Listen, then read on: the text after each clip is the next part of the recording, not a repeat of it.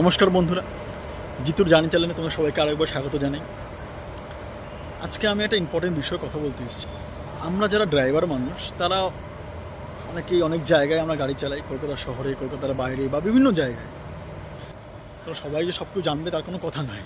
আমরা অনেকে মোটামুটি জানি যে কোন কোন সিগনালে কি নিয়ম আছে বা কোন জায়গায় কি নিয়ম আছে। আমার আজকের ঘটনাটা ঘটেছে হচ্ছে সায়েন্স সিটি সিগনালে।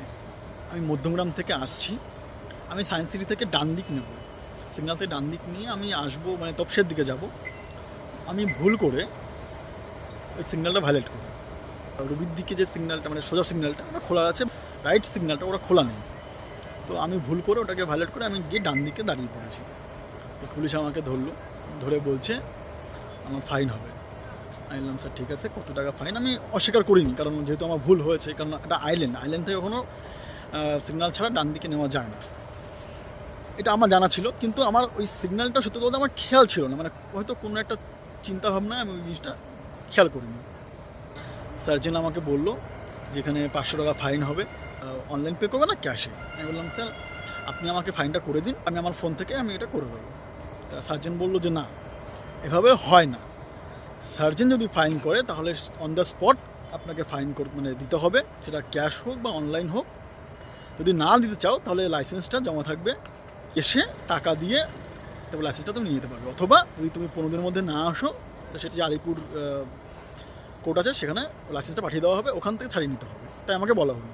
জাস্ট এই 3-4 দিন আগে ঠিক পেছনের সিগন্যালটা মানে ভ্যাটের যে সিগন্যাল, মিডিয়েট থেকে বা কোনো হোটেল থেকে বেরিয়ে সার্ভিস রোড থেকে গিয়ে বাদিকে গিয়ে তারপরে ইউটার্ন নিয়ে এসে ওই ভ্যাটের সিগন্যালটা, বেলেঘাটা ভ্যাটের সিগন্যালটা ওটা ক্রস করে ডান দিক নিতে হবে। তো আমি সেদিকে নিই বলে আমার সেখানে 500 টাকা ফাইন গেছে। তো সেই ফাইনটা করেছিল ওখানকারই পুলিশ, ফাইনটা করলো এবং আমার গাড়ির নাম্বারে করলো।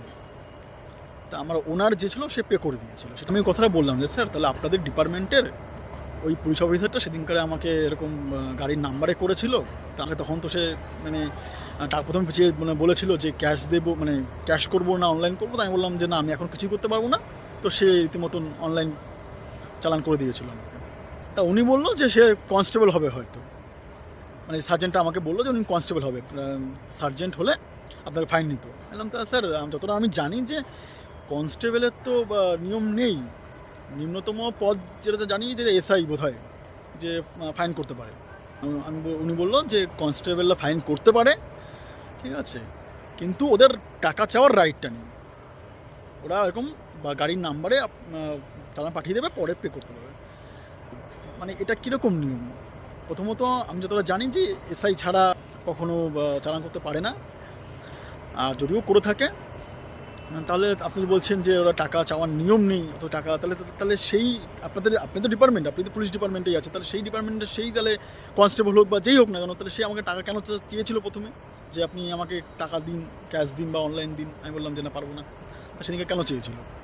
তা উনি আমাকে কোনো উত্তর দিলেন না। উনি আমাকে বললেন যে ভালো করে না নিয়ম জেনে তারপরে গাড়ি চালাবে।